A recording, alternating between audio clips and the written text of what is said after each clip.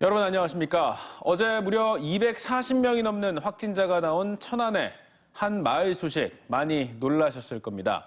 특정 종교를 매개로 이뤄진 마을이다 보니 확진자의 90%가 백신을 맞지 않았다는 사실이 큰 충격을 줬습니다. 7년 전에는 종교 교육을 이유로 학생 등교도 시키지 않았던 곳인데요. 문제는 현재 천안 시내 선별진료소마다 인산인해를 이루고 대전도 위중증 병상이 꽉 찬 상황이란 겁니다. 김철진 기자입니다. 집단 감염이 발생한 천안 광덕면 마을에서 주민들이 감염병 전담병원과 생활치료센터로 분산 이송되고 있습니다.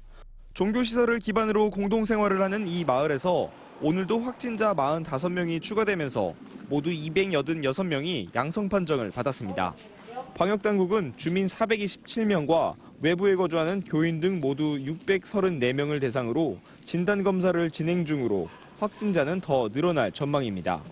중앙재난안전대책본부는 확진자의 91.4%가 백신 미접종자인 것으로 확인됐으며 시설에서는 대면 예배와 모임, 행사 등이 빈번했었다고 밝혔습니다.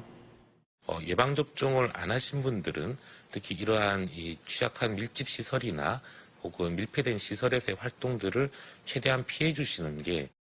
이곳은 1980년대 말 기도원 형식으로 운영되다 전국에서 신도들이 모여들며 교회를 중심으로 마을이 형성됐는데 공동체 생활로 외부와 교류가 거의 없었습니다.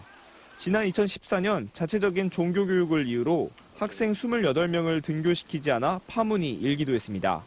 지난 14일 대면 예배를 하고 15일쯤 공동으로 김장을 하면서 신도들 사이에 급격히 확진된 것으로 추정되고 있습니다. 이 마을에서 집단 감염이 터진 이후 천안 시내 선별진료소를 찾는 시민들은 하루 평균 5,000명으로 지난달에 비해 2배나 늘었습니다. 선별진료소마다 인산인해를 이루고 한파까지 겹치면서 업무량 폭주로 인력 부족 상황까지 빚고 있습니다. 선별검사진료소 기간제 근로자 모집 공고를 하고 있고요. 그리고 질본에 인력을 요청한 상태입니다. 병실 부족도 현실화되면서 대전의 위중증 환자 전담 치료 병상이 25개가 100% 가동에 들어가면서 여력이 없는 상태입니다. 충남도 단국대병원이 12개 중 10개가 가동되는 등 바닥을 드러내고 있습니다. 대전과 충남의 감염병 전담병원들도 수도권에서 급증하는 환자들을 받기 시작하면서 70% 가까이 들어차 병실 부족 사태가 발등에 불이 됐습니다. TJB 김철진입니다. 단계적 일상 회복이 시작된 이후 확진자가 급격히 늘고 있는데요. 특히 이 가운데서도 10대들이 감염되는 사례가 급증하고 있습니다.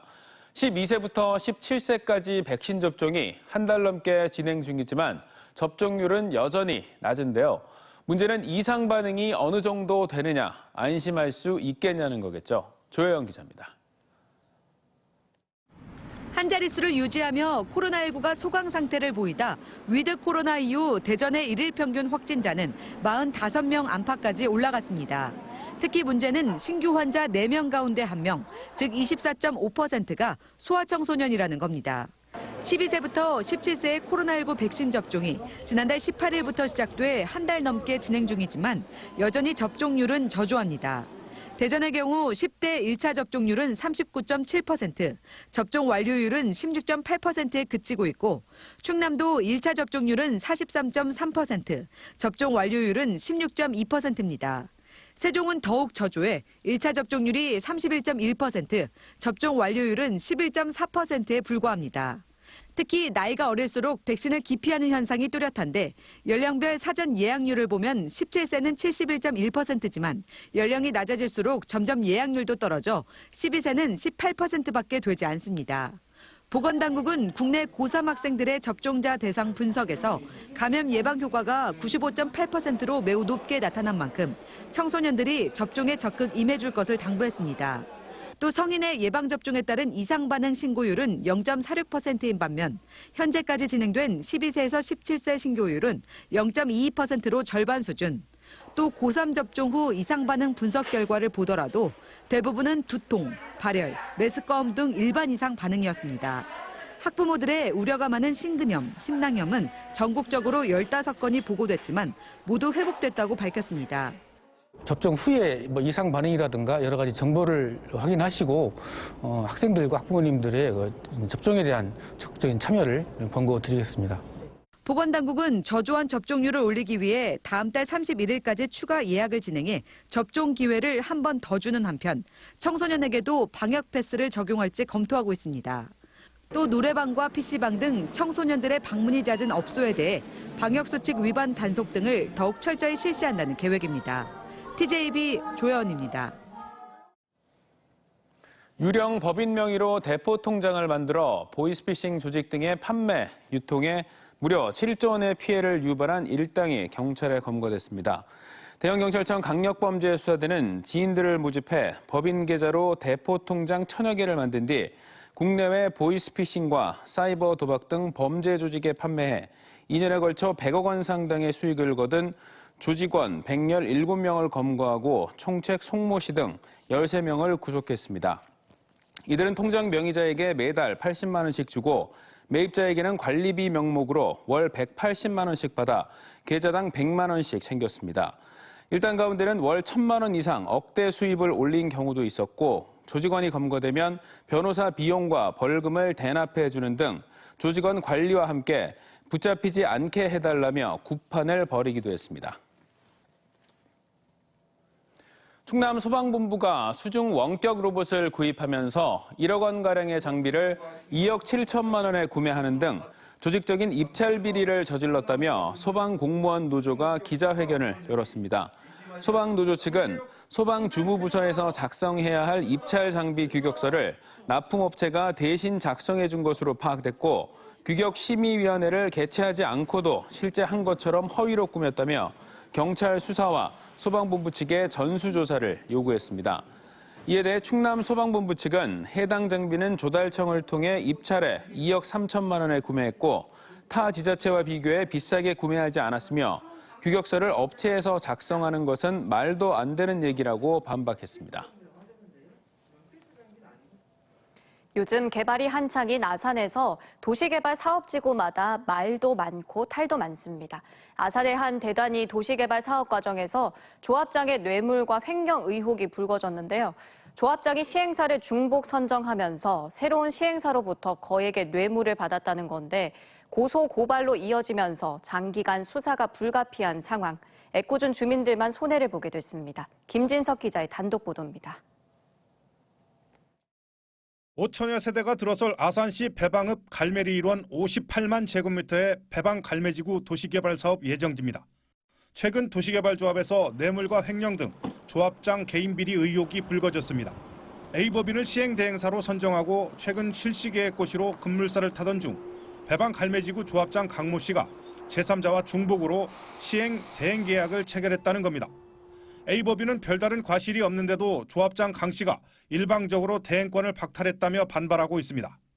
강 씨가 새로운 대행사인 B 업체로부터 대행 계약 체결과 사업 편의 명목으로 7억 원의 뇌물을 수수했기 때문이었다고 주장하며 그 정황을 녹취한 증거를 취재진에게 내놓았습니다. 5억 원 그러면 2020년도 계약하면서 드린 거예요? 아니면 미리 준 거예요? 미리 준 거예요. 걸리지만 누가 고소해도 대가성이 아니기 때문에 안 걸려요.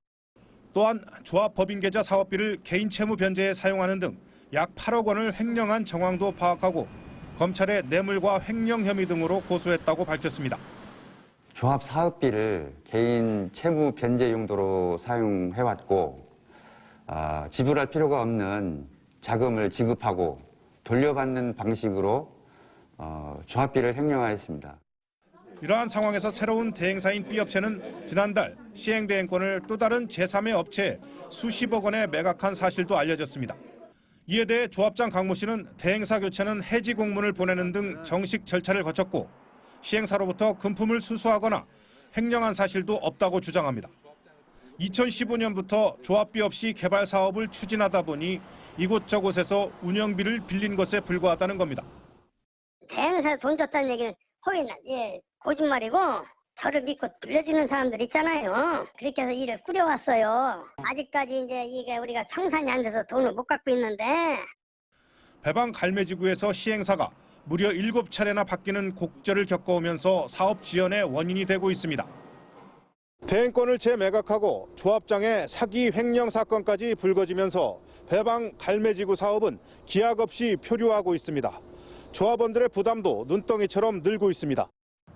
조합장에 대한 고소고발이 경찰 수사로 이어지고 소송전도 불가피해 5,000세대 도시개발 사업이 정상궤도에서 이탈할 가능성마저 점쳐집니다. TJB 김진석입니다. 한국타이어 노조가 오늘 대전 신탄진 한국타이어 공장 앞에서 노사 간 임금 협상 결렬에 따른 총파업 출정식을 열고 대전 공장과 금산 공장, 물류센터 등 전국 7개 사업장의 가동을 무기한 중단했습니다.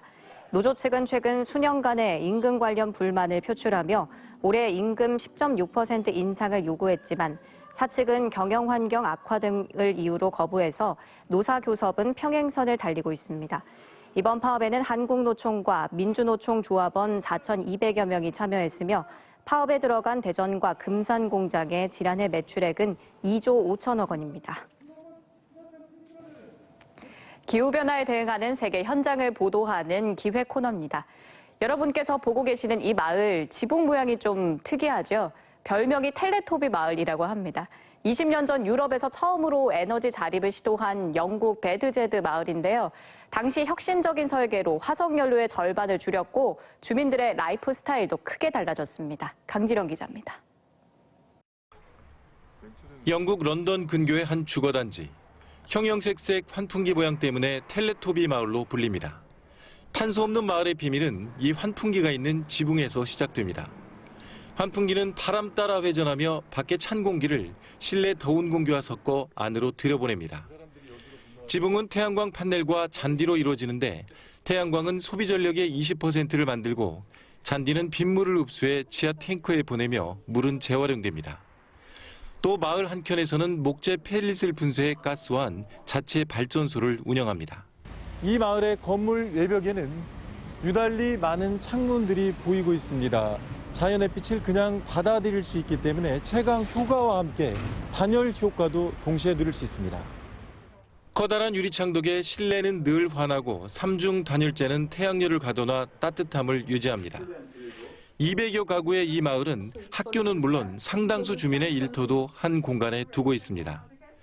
자연스레 건물을 연결해 공간 효율성을 높였고 단지 안에서는 소수의 공유차를 운행하게 했습니다.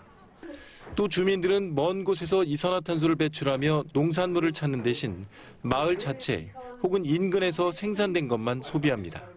We are not strangers. We're really a big community because if we have no electricity or no hot water, it affects the block and sometimes it affects the whole estate. So we have to know each other. So that's one of the very nice points of living on this estate. 베드제드 마을이 탄생한 건 지난 2000년.